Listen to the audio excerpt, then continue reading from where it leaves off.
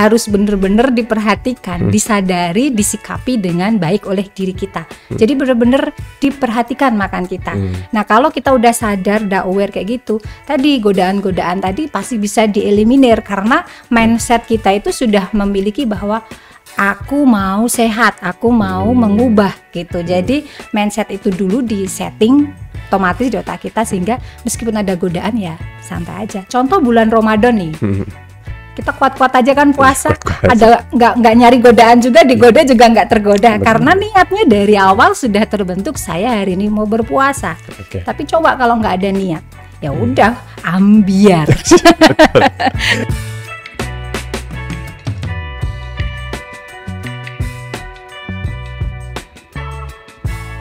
Halo kawan UGM, Assalamualaikum warahmatullahi wabarakatuh. Pendengar setiap podcast Universitas Gadjah Mada, selamat siang waktu Jogja. Gimana kabar kalian? Semoga sehat selalu ya. Podcast UGM kembali lagi, dan topik hari ini mungkin bisa sangat relate ke saya. Banyak orang seringkali mengatakan, diet. Ya, topik kita hari ini diet. Sebenarnya diet itu identiknya itu dengan fat loss ya. Tapi sebenarnya diet itu lebih dari itu. Kadang ada yang mungkin ada penyakit sehingga dokter pun menyarankan untuk menurunkan berat badan. Itu juga bisa. Dan macam-macam diet pun banyak. Ada diet keto, OCD, atau mungkin bahkan intermittent fasting. Itu juga masuk ke diet. Sebenarnya definisi diet sendiri itu seperti apa sih dari pandangan ahli gizi? Dan sudah bersama dengan saya di sini di Studio Humas dan Protokol, saya kehadiran tamu undangan spesial di sini. Saya agak grogi sebenarnya karena dia juga sudah melatih timnas, bukan melatih ya, dalam artian ini sebagai ahli gizinya timnas sepak bola Indonesia di Kemenpora juga, di PSSI juga, dan sekarang jadi konsultan ahli gizi di tim balap sepeda di Indonesia. Luar biasa sekali saya kehadiran seorang yang spesial. Ini ahli gizi, dosen dan peneliti dari Departemen Gizi Kesehatan, Fakultas Kedokteran, Kesehatan Masyarakat dan Keperawatan, Universitas Gadjah Mada. Selamat siang, Dr. Mirza Hapsari Sakti Titis Panggali, Sarjana Gizi RD/MPH. Panggilnya Mbak Mirza ya? Boleh, silakan. Boleh ya, sehat selalu Mbak Mirza. Alhamdulillah sehat. Oke, Mbak, topik kita diet hari ini. Saya bertanyanya mungkin belum ke substansi topiknya, cuma saya pengen curhat. Kalau dari POV-nya Mbak Mirza, diet yang cocok untuk saya apa? Itu aja. Okay. Atau kiranya kalau melihat saya yang sekarang perlu diet nggak sih? Oke, baik. Jadi biasanya ahli gizi itu ngomongin diet itu tergantung kebutuhan ya kan. Tadi udah disinggung tuh, tergantung kebutuhan. Nah, biasanya indikator yang paling terlihat adalah berat badan. Yang menunjukkan status gizi. Nah, ini kalau saya lihat kayaknya gizinya berlebih. Aduh, gizinya berlebih. Jadi ya program penurunan berat badan mungkin yang paling tepat, tapi tetap harus kita pastikan dulu nih berat badannya benar-benar berlebih enggak. Kemudian kalaupun berlebih itu yang banyak lemaknya atau ototnya. Nah, kalau lemak berarti memang harus ditreatment nih. Gitu. Oke. Kan satu orang dengan yang lainnya tentu nggak bisa dong, misalnya saya cocoknya, atau mungkin Mbak Mirza cocoknya diet keto katakanlah, nggak mungkin kan diterapkan ke saya yang mungkin dalam artian ini tidak cocok. Apa indikator saya tepat menggunakan diet A, diet B, diet C? Oke, baik. Jadi ilmu gizi sekarang ini berkembang ya. Jadi yang terakhir ini kita kenal dengan istilah personalized nutrition. Jadi pendekatan gizi secara personal, individu. Nah, zaman dahulu kita memang masih basic ilmu gizinya itu berdasarkan pada berat badan, kemudian riwayat penyakit keluarga, atau mungkin ada keluhan-keluhan yang spesifik berhubungan dengan kesehatan. Nah, itu kita cocokkan gitu. Nah, pada saat ini kita sudah berkembang, Mas. Ada yang namanya pemeriksaan genetik.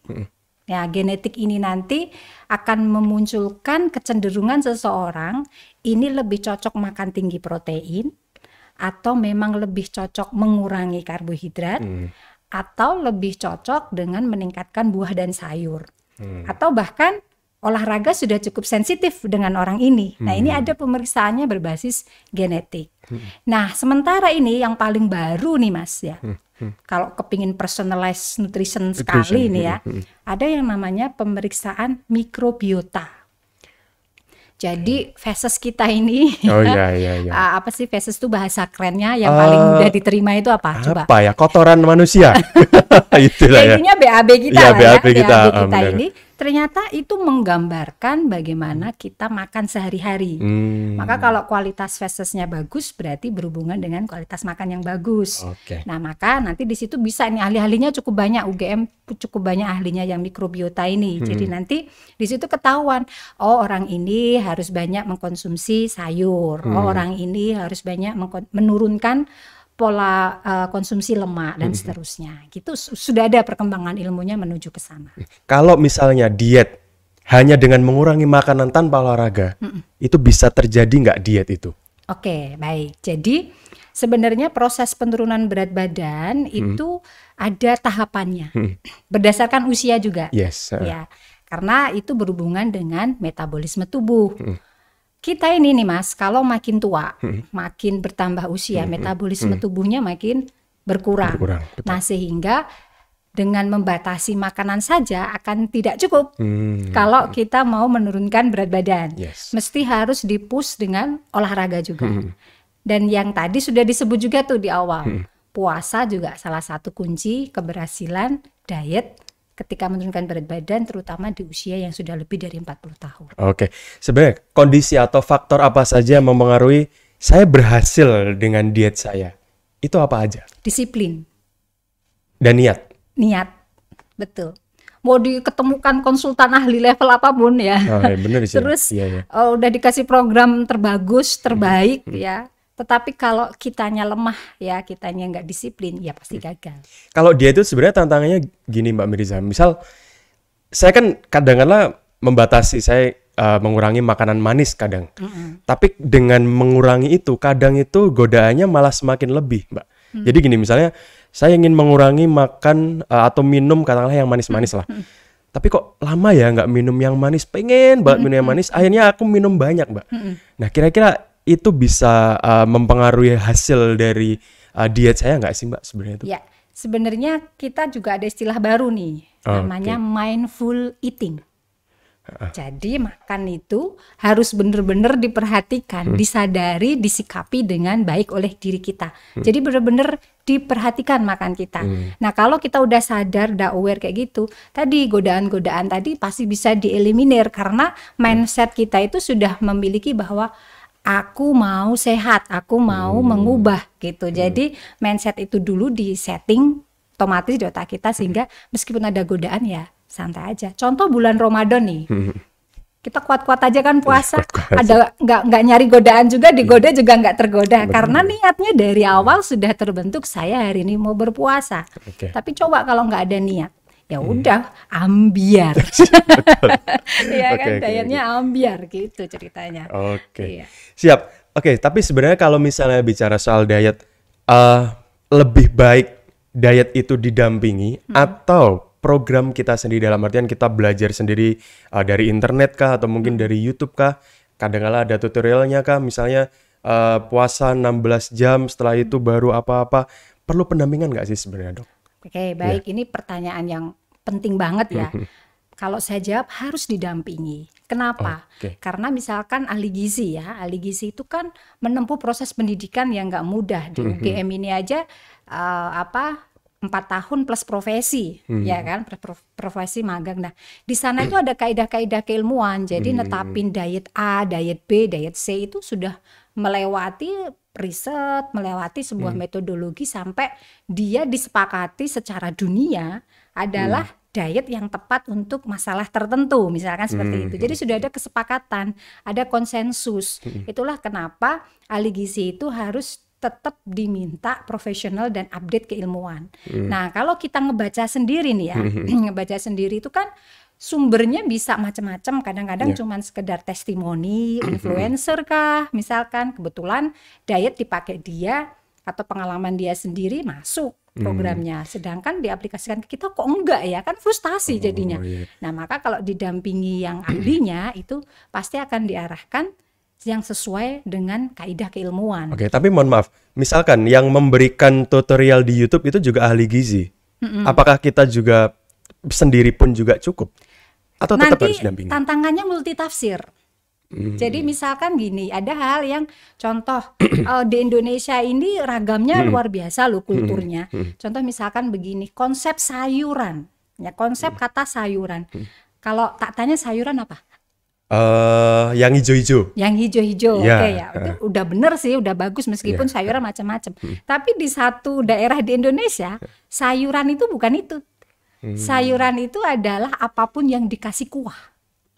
Dia sebut sayur. Sayur, ya. Ini saya lihat ada di beberapa provinsi kalau saya lagi kunjungan dan apa gitu tuh, oh dia nyebut ini tuh sayur ya, nyebut ini sayur ya. Makanya ketika saya nyari sayur di satu daerah nyari sayur, ya disajikan makanan berkuah, padahal itu nggak ada sayurnya, nggak ada sayuran yang kita ketahui. Nah ini loh contoh realnya seperti ini. Jadi kalau kita nggak didampingi, kadang-kadang multitafsir apa yang mau disampaikan dengan yang dipahami oleh masyarakat kita. Masalahnya kita tuh heterogen sekali. Oke, dari penjelasan Mbak Mirza ini jadi saya sebenarnya pengen diet Mbak, cuma itu saya ingin milih mentor dalam artian ini yang ahli gizi juga.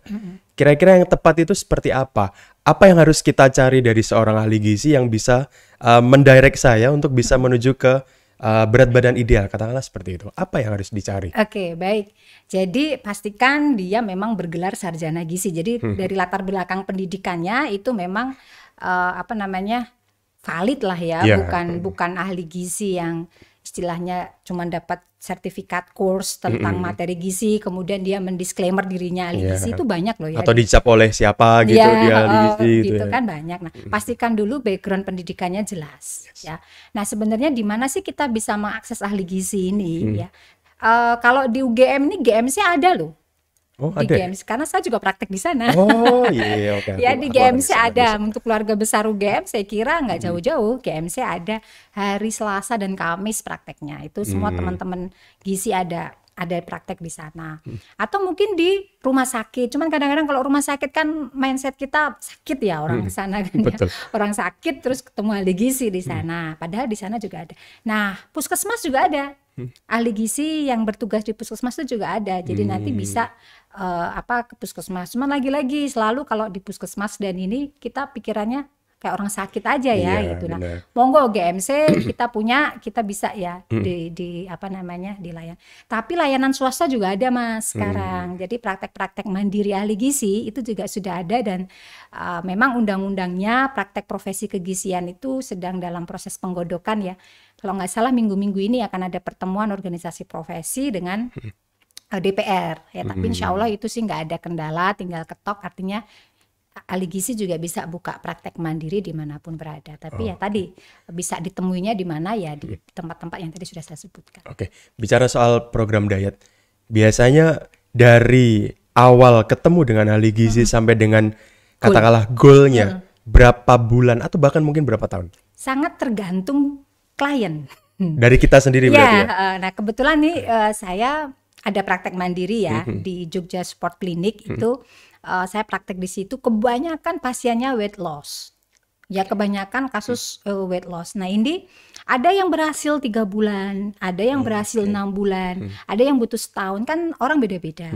Ada satu kasus yang saya hadapi, anak usia 14 tahun, kegemukan sangat berat sampai ada perubahan posisi lutut ya, karena saking beratnya badan dia. Itu dia butuh 1 tahun sampai ke berat badan dia yang normal. Bayangkan loh itu anak usia 14 tahun dengan semangat juang yang cukup tinggi untuk bisa menormalkan berat badan. Tapi biasanya yang ngeyel-ngeyel itu ya, yang gemesin itu yang ini usia-usia 30 sampai 40. Itu usia-usia yang banyak excuse-nya.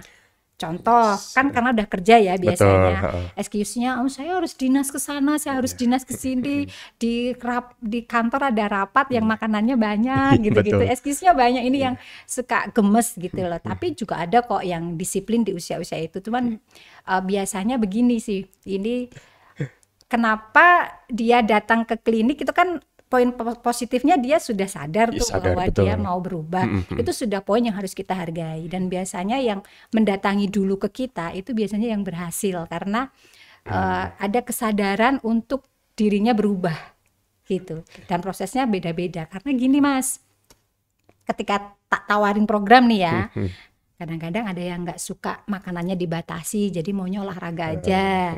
Ada yang saya kalau makanan dibatasi masih oke, tapi kalau suruh olahraga males. Jadi kan hasilnya kan beda-beda nih. Betul. Ada yang saya sanggup untuk olahraga, saya sanggup untuk membatasi diet. Nah itu biasanya yang berhasilnya cepat yang begitu. Tapi ada nggak yang hanya olahraga saja tapi makannya sama saja porsinya itu bisa fat loss? Biasanya itu maintenance yang begitu. Artinya balance antara yang dia makan dengan yang dia pakai. Sumber energinya biasanya dia akan balance hasilnya. Gak akan weight loss. Karena prinsip keseimbangan energi itu kalau kita mau weight loss, ya yang kita konsumsi itu kita batasi, olahraganya kita banyakin. Atau pemanfaatannya kita batasi. Itu prinsipnya. Sebenarnya kalau bicara tadi saya ada bilang diet keto, ada juga intermittent fasting, ada OCD juga bahkan. Sebenarnya diet yang aman untuk kita, katakanlah kita dalam artian mungkin orang yang benar-benar pengen fat loss atau weight loss lah katakanlah. Yang aman itu sebenarnya seperti apa? Apakah yang tadi disampaikan membatasi jumlah porsi makan dan juga mengimbangi dengan olahraga atau ada yang lain sebenarnya? Oke, baik. Jadi kan kita diajari gizi seimbang ya. Gizi seimbang itu poin pertamanya adalah makanan yang kita makan punya kontribusi yang lengkap, baik untuk sumber karbohidratnya, protein, ya, lemak, kemudian sayuran dan buah sebagai sumber vitamin dan mineral. Itu harus masuk semua. Nah, kalau kualitasnya ini sudah terjamin, sudah ada semua, maka kita bicara porsi. Nah, porsi ini sangat berhubungan dengan pembatasan kalori. Misal nih usia kita nih, perempuan di usia-usia produktif ini kan biasanya di 1900 sampai 2100. Laki-laki bisa di 2100 sampai 2400. Ini kan kebutuhan kita normal nih. Nah, karena kita mau diet, turunkanlah 500 kalori. 500 kalori ini kalau dibayangkan dalam bentuk nasi, berarti kita ngambil sekitar setengah centong. 3 porsi nasi. Artinya 3 porsi nasi itu berarti 300 gram. Kalau sehari kita itu makannya sekitar 2 centong nih, berarti itu pastikan dikurangi 1 centongnya misalkan. Kalau makan bisa berapa centong? Aku rata-rata 1 centong aja. Centong apa? Bener-bener centong. Oke, berarti itu sudah masuk ya. Itu.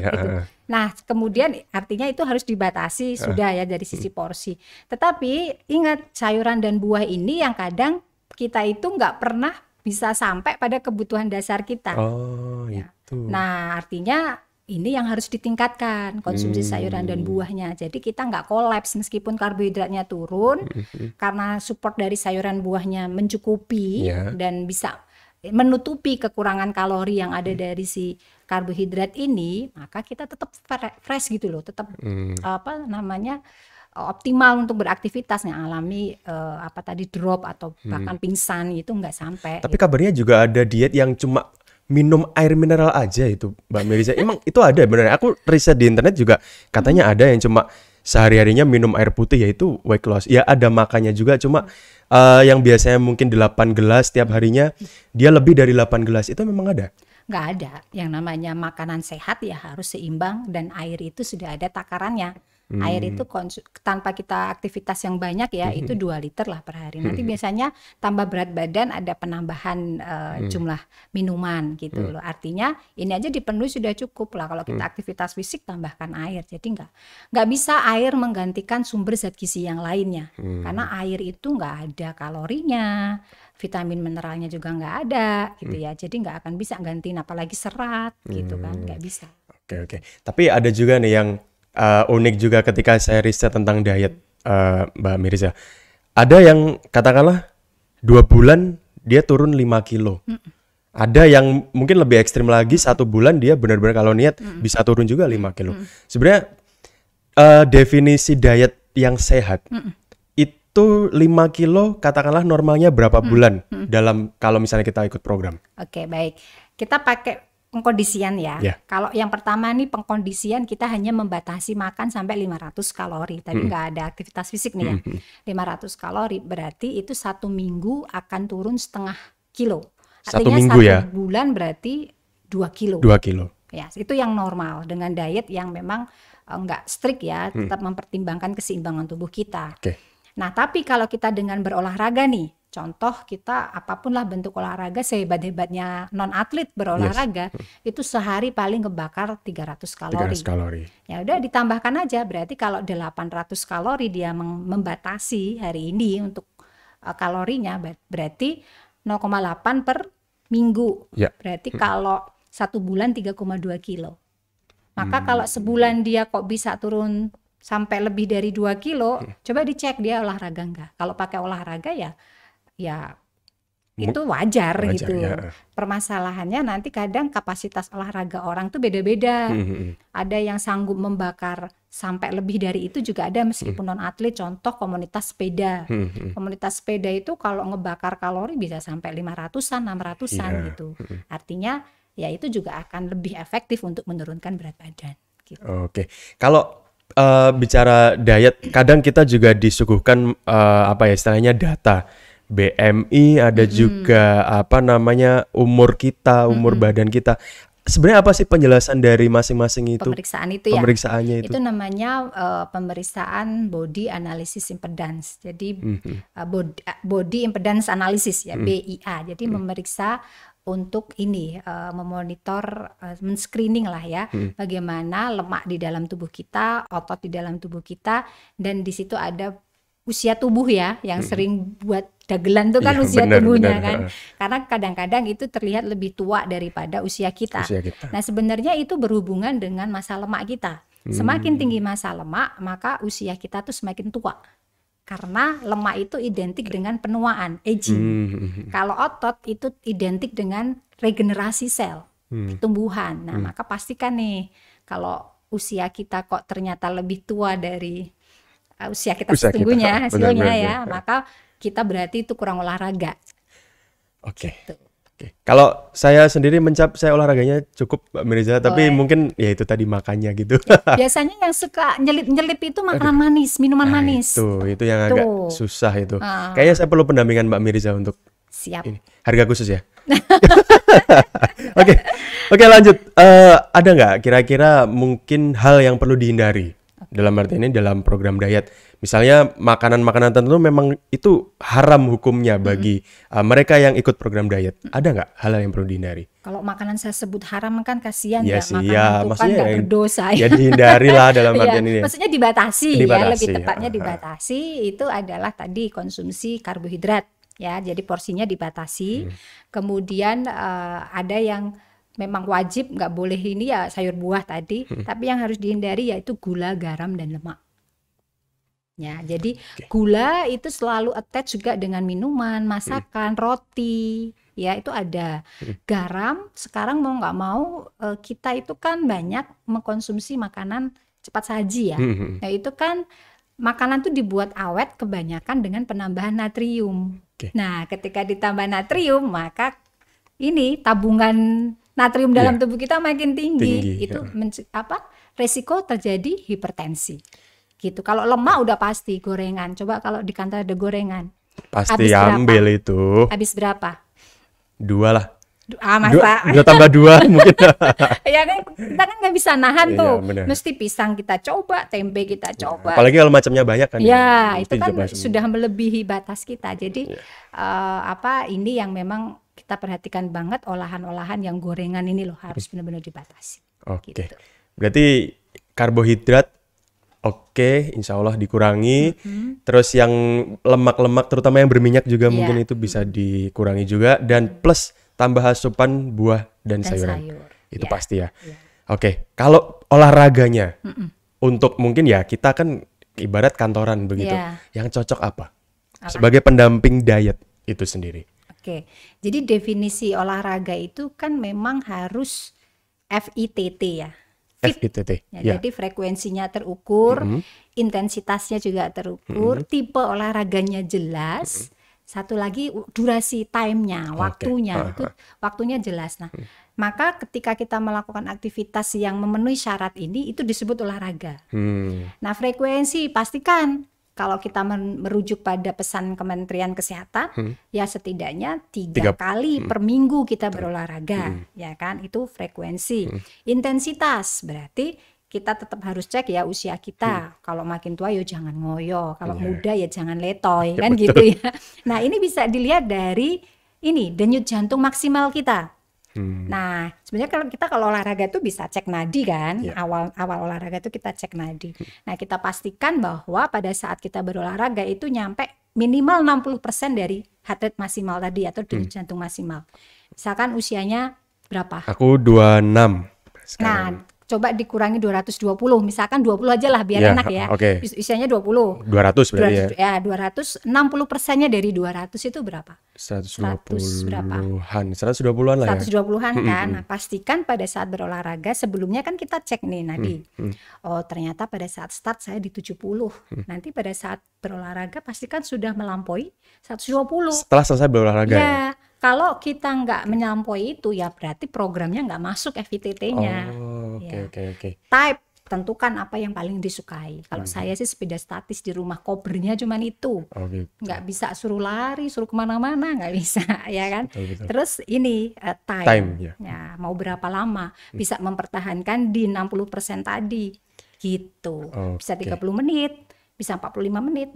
Nah, itu tergantung kemampuan masing-masing. Oke, berarti tidak harus yang katakanlah olahraga yang harus misalnya kalau sepeda harus berapa kilo jauhnya. Enggak. Atau mungkin lari harus berapa kilometer jauhnya, itu juga enggak ya? Enggak. Yang penting misalnya kita jalan santai aja pun, kalau misalnya tadi katakanlah aku umurnya sekian tahun dan kita sudah sampai 60% pun itu sudah mencukupi. Makanya kan kalau udah di lanjut usia, tipe olahraganya kan juga enggak dipaksakan harus yang berat. Jalan kaki aja sudah memenuhi kebutuhan kebugaran dia. Oke, ini ilmu baru untuk saya. Ya, ini kayaknya besok aku mulai jalan-jalan nih.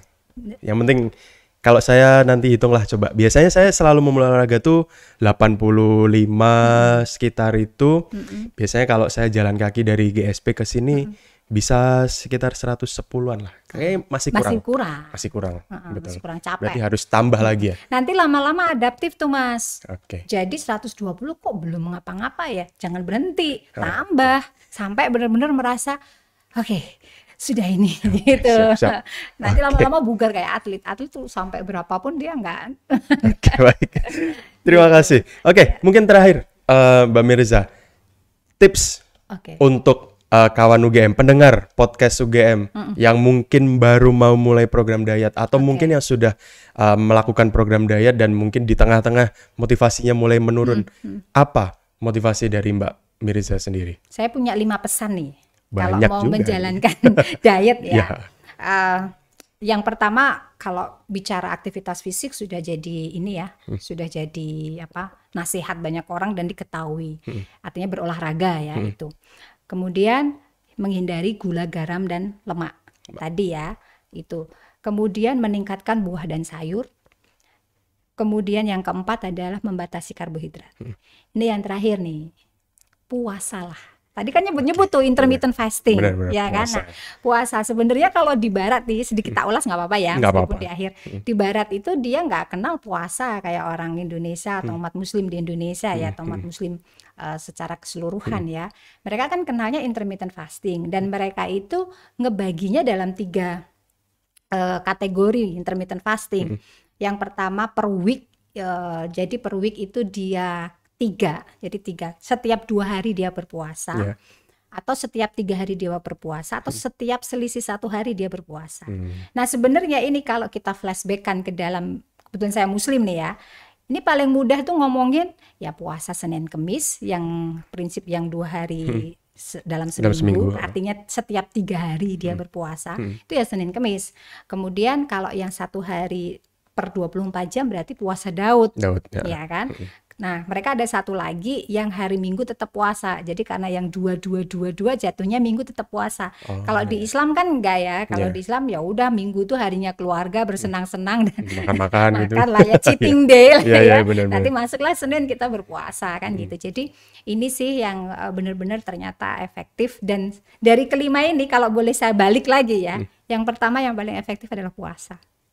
Yang kedua konsumsi karbohidrat dibatasi, buah sayur, kemudian gula garam lemak ya, dan yang terakhir olahraga. Jadi kalau misalkan kita the worst case dalam satu situasi kita memang nggak punya waktu untuk berolahraga sesuai target tadi yang saya bilang, puasa adalah pilihannya. Gitu. Oke, bisa dikatakan untuk closing statement, diet tidak akan berhasil kalau Anda hanya mengurangi porsi makanan. Betul. Dan diet akan berhasil kalau makanan juga dalam artian ini dijaga, dibatasi porsinya, dan kita diimbangi dengan pergerakan yang tentunya maksimal dengan beberapa poin-poin tadi yang sudah disampaikan Mbak Mirza. Itu ya? Betul. Pokoknya harus beriringan antara membatasi porsi makan dan olahraga. Ya. Oke, luar biasa. Ini ilmu yang bermanfaat juga untuk saya. Saya baru tahu juga hitung-hitungan yang tadi itu. Jadi memang setelah mendengar dari Mbak Mirza, mungkin ini juga motivasi untuk teman-teman semua pendengar podcast UGM untuk ya sekedar mulai program diet. Tapi tentunya harus dalam anjuran dari ahli gizi juga ya dalam artian ini mungkin bisa meminta tolong untuk dimonitor seperti itu betul. gitu ya. Oke, pendengar setia podcast UGM, terima kasih sekali sudah mendengarkan podcast UGM pada kesempatan siang hari ini. Semoga informasi yang disampaikan oleh Mbak Mirza tadi bermanfaat untuk kawan UGM semua, dan jangan lupa untuk follow atau subscribe akun YouTube-nya Universitas Gadjah Mada di Universitas Gadjah Mada, dan juga jangan lupa follow Spotify-nya UGM untuk menerima atau mengikuti segala macam podcast edisi-edisi terbarunya. Terima kasih dan sampai jumpa di edisi podcast berikutnya. Saya Aryan Dika Tiawan undur diri. Terima kasih. Assalamualaikum warahmatullahi wabarakatuh. Selamat siang. Waalaikumsalam.